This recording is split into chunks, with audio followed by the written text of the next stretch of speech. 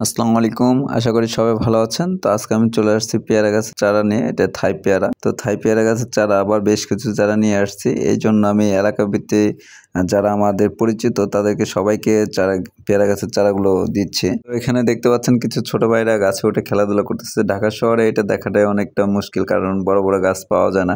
পুরো তাদেরকে আমরা বললাম যে গাছ থেকে নেমে যেতে, কারণ বাচ্চা পোলাপান ঠাল ভেঙে গেলে দুর্ঘটনা হতে পারে। যাই হোক, সবাই সবার পাশে দেখবেন এরকম দুর্ঘটনা যাতে না হয়। তো আমি এখানে আসছি আমাদের নানার বাসায়। নানার বাসায় ওনাকে ডাক দিলাম, নানাকে নিয়ে আসলাম।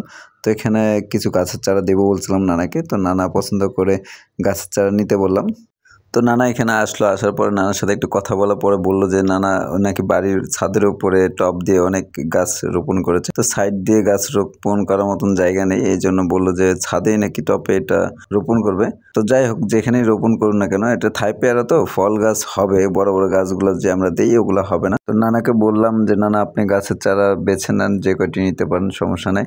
যেহেতু টপে গাছের চারাগুলো রোপণ করবে, তো নানা এখন আপাতত বেশি নিতে চাচ্ছে না, নানা অল্পই নিতে চাচ্ছে, কারণ মাটিরও একটা ব্যাপার স্যাপার আছে। ঢাকা শহর বলে কথা, মাটি আনতে হবে, টপ রেডি করতে হবে। এই জন্য আপাতত 2টি গাছের চারা বেছে নিয়েছে। তাই আমি নানাকে 2টি গাছের চারায়, যে 2টি গাছের চারা বেছে নিয়েছে ওই 2টি গাছের চারা দিয়ে দিলাম। সবাই ভালো থাকবেন, সুস্থ থাকবেন। খোদা হাফেজ। আসসালামু আলাইকুম।